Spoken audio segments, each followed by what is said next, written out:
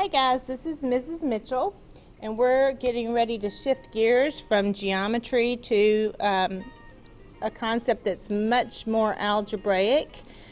We talked about functions at the very beginning of the year, so we're back to chapter 8 now, where we're going to get a little bit deeper into functions, and you may need to rewind and watch this video twice. So be sure that you're taking good notes and listening to every word, and be sure that if you have any questions that you make note of that and ask me about that tomorrow in class. But again, you may want to rewind and watch again. All right, so we're going to start with a very simple problem. Our pep club is having a bake sale, and the cookie cost is as follows. 1 cookie is 10 cents, 2 cookies 20 cents, 3 cookies, well, you can do that simple math. That'll be 30 cents. 4 cookies, 40 cents. So in this very simple problem, your cost is going to depend on how many cookies you buy.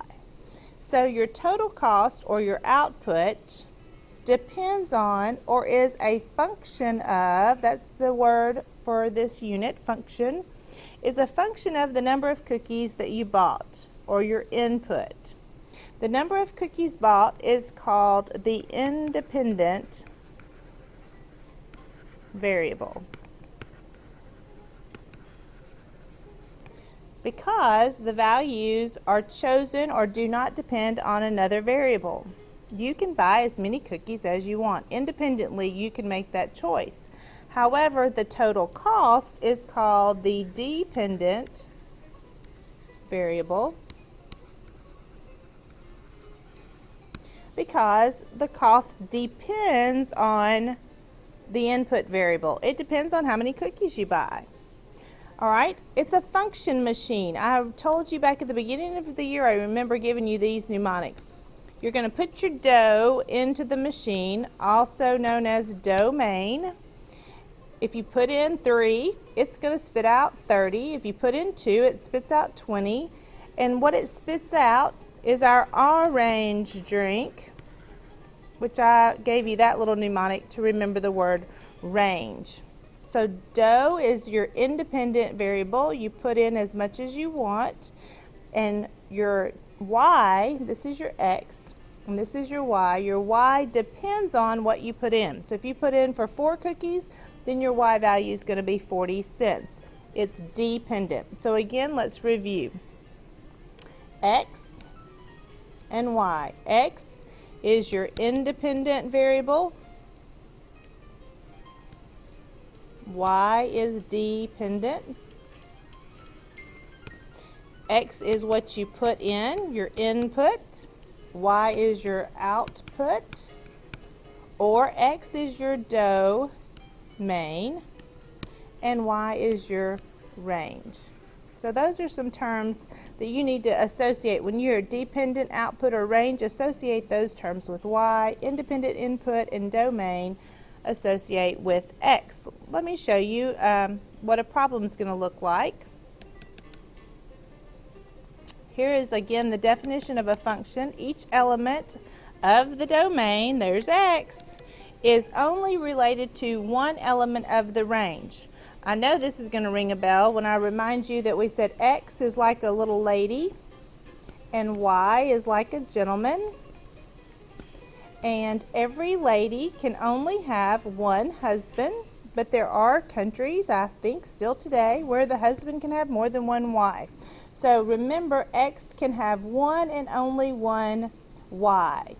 All right, so let's go through here and determine if these are functions or not. 2, if that's your X, Y is your 1. 4, 3, 5, 4, 9, 7. Is it a function? Yes. It's a function. 2 to 1, 4 to 1. Wait a minute, I have 1 twice. 1 is my Y. This is X, this is Y. This is X, this is Y. So wait a minute, I have different ladies. So these are 2 different ladies with the same husband. So that's okay. Yes, it's a function. Every X has one Y. Y can have 2 X's. Let's check this one. 2 has 1, 2 has 3. Wait a minute, this is my X, this is my lady side. She, number 2, cannot have 1 and 3 as her partner, so this one is not a function. So here we are showing you functions and one example of not a function. All right, let's go down below and let's plot the points that we have here. So 2, 1. I'm plotting these points from up here. 4, 3, 3. Okay, for the sake of time, I went ahead and plotted all those points so you didn't have to sit there and watch me plot the points. I want you to go down to the bottom. There's something called a vertical line test. It says if a vertical line, sorry, I changed colors. A vertical line, vertical is up and down. A vertical line, if it passes through 2 points, then it is not a function.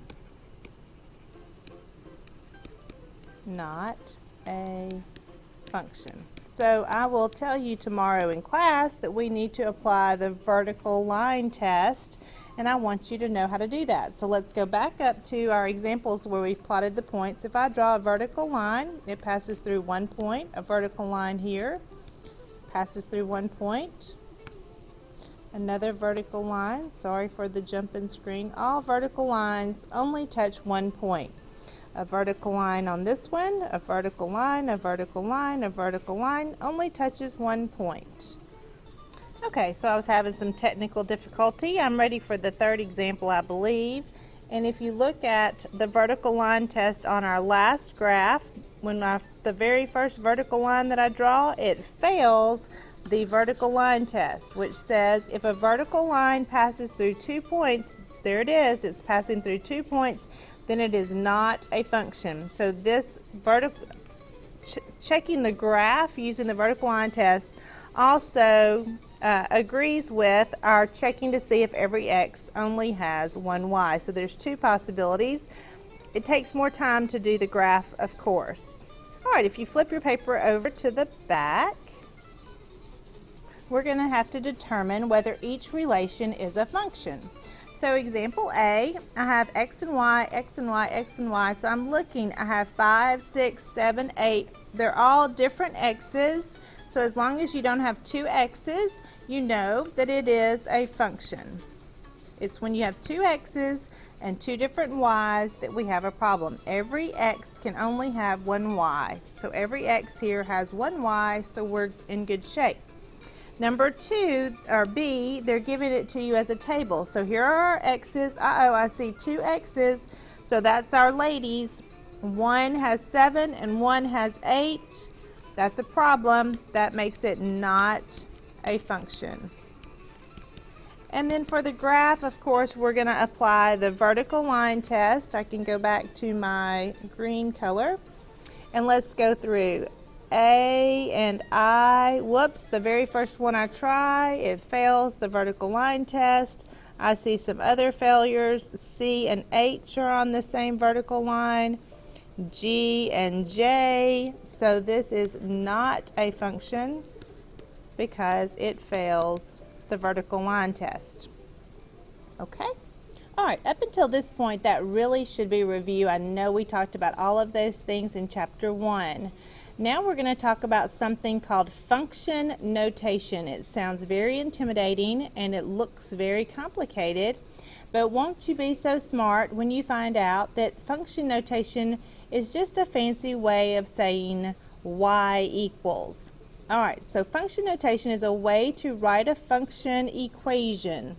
Simply replace y with f of x, or f parentheses x.